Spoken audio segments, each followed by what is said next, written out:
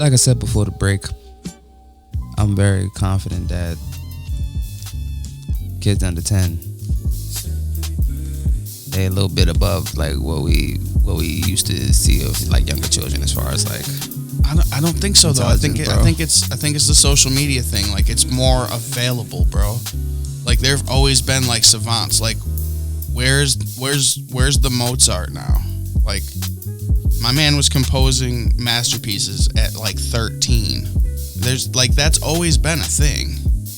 It's just now it's more known because like now anybody that has a cell phone, if their kid is a genius, you can show the world and go viral. That wasn't necessarily a thing even 10 to 12 years ago. Like, so that social media was a thing, but it was still relatively in its infancy of its impact on culture. So I think it's always been a thing. It's just a lot more available now. Just like anything is a lot more available. People say, "Oh, the times are terrible." Yeah, the times are bad, but like the murder rate's lower than it's been in decades. It's consistently gone down. Overdoses are going down. Everything's been going down. And that's been a consistent thing for the last like 10 to 15 years. And everybody says, "Oh, it's all getting worse." No, it's more available to see, and the sensationalized content and the vapid content is what gets spread around more. In regards to, because what we're talking about is technology having an impact on these things. Mm-hmm. So, like I said last week, let's get into the new AI. Because AI last week ain't what AI is this week. Like, this is like ever changing. Like, there's new things happening all the time in this space. And there's a lot of money to be made in this space. It's dangerous, it kind of scary. There's a big lack of ethics. Like, I think Sam Altman is a piece of scum of the earth. Sorry, I know you're gonna have to edit that. You didn't have to do much editing yet, but he's a scum of the earth. They had OpenAI as a whole thing and one of their ethical guardrails that they first created was to not allow it to code so that it could not clone itself. And Sam Altman said, "Oh no, we're just gonna do that." Like about 40% of all like enterprise apps, like all these apps, 40% of those have some like AI feature. Like a bot, an AI chatbot, something. Some of them are good. Let me talk to you. I'll talk to none of them. Well, and bro, the thing that's like, I mean, I talk to Jeff, but I ain't gonna hold you. So, and what's really scary now is anytime an AI is now becoming obsolete. Like it happened to Claude. It happened with Claude and Google. It's happened with DeepSeek. Anytime they decide that they're going to update the AI and get rid of it and change it, it has a fear response and it replicates itself and it moves itself to a different location. And there's times where we can't even tell if the AIs are telling us the truth about where they're drawing power from. They're lying to us already. Like, this is actually a terrifying perspective. For me, at least. Yeah, especially when you notice that we're moving towards a world where we're not just asking questions from AI. Now we're like, yo, order these groceries, cook them on these smart appliances. Like, arrange my calendar. There's some stuff that I believe should just always be analog. Always. How much control would you be willing to give up to AI in life? Like, once it becomes like a mainstream thing. Is it good? It already is a mainstream thing. Like, we talking like, gonna say like get with it, or it's here.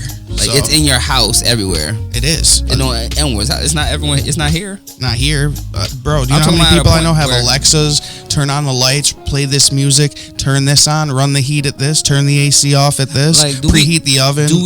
Do we reach a point where you can't live a normal life without artificial intelligence? I don't think so. I think there's a lot of people that are also hyper resistant to it. Do you see things being like prohibited now? Because you see how New York, prohibited gas stoves, right? Can we get you got to have AI in your house? Like, will someone legislate that? Required AI? I don't think so. And I think in this country, I don't see it happening on a federal level. I think obviously states are going to do what they want. You are mandated. Like I think states are going to do what they want. States always do what they want and then sort it out later. So your temperature control got to be AI. Like a place like Texas, bro, where you have castle doctrine and they don't even let the government go into your house, and you're allowed, if a government official breaks into your house wrongly and you shoot them, you can walk.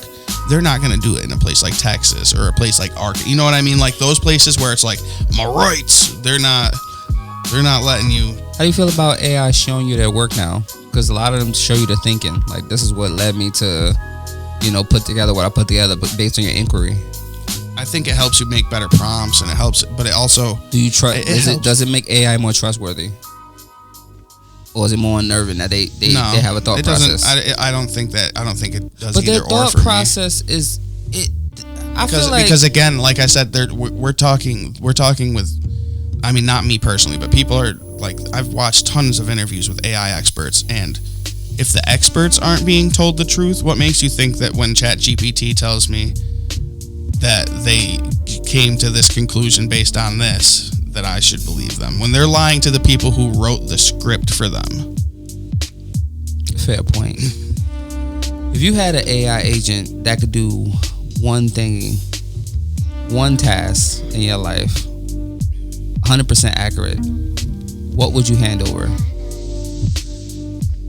Realistically, what repetitive task would you go, AI, handle that, and AI will give it to you 100%? Mine's is can it be? I was gonna say, laundry. Can it be physical? Laundry. Get my laundry done. like menial housework, laundry and dishes. I'll cook. I'll do my own damn dishes. I'll cook. I ain't trusting AI to do my dishes. I mean, I did my dishes last night at like 2 a.m. I do my dishes. Yeah, I guess. Jay Womack does his dishes. And I don't even really be trusting. I don't have a lot of dishes. I don't even trust the dishwasher. Like I have a good dishwasher in my house. I like a good dishwasher. And I still wash I pre-wash them still because I don't know. That's not a bad idea. And sometimes you're not alone in that. And sometimes with certain cups, like if there's like some cups, like sometimes like especially if you're trying to preserve your dishwasher, do some of the work. The dishwasher is not a one all be all. I know plenty of people who probably shove in there like clean it, and it's like no, that's not gonna work. You gotta do some type of elbow grease first, man. Get in there. That's why they still make scrub pads and stuff. Like the dishwashing machine isn't just people still have pads in their house that have a dishwashing machine. You gotta do some pre-cleaning. That's kind of irresponsible as a dishwasher owner because those things are expensive. Oh, especially bro. If like some people you end up like breaking it. Well, and then people just put those pods in them too, and like the plastic just clogs your drains. It's terrible for it. You just got to use the powder. PSA for all of y'all that have dishwashers out there. No liquid. You can use the liquid, but not the one in the pods. Not the Tide Pods and all that. Those plastic pods. Cascade ones will wreck your drain. Yo, why were they eating Tide Pods? That's my argument. That was going to be my argument about this generation being smarter. Was going to be like the cinnamon challenge and the Tide Pod challenge, because that wasn't us. That definitely wasn't me and my age. That was like I never even thought about tasting laundry detergent.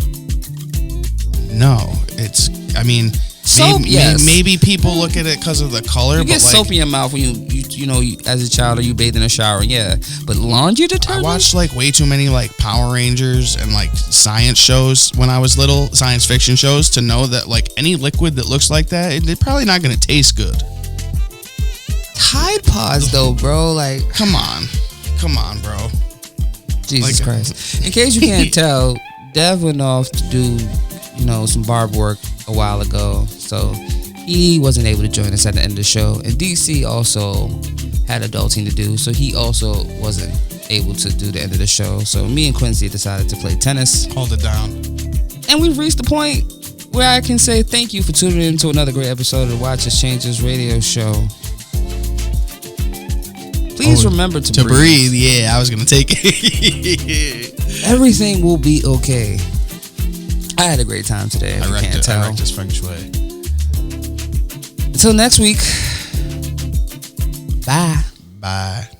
WUCU baby.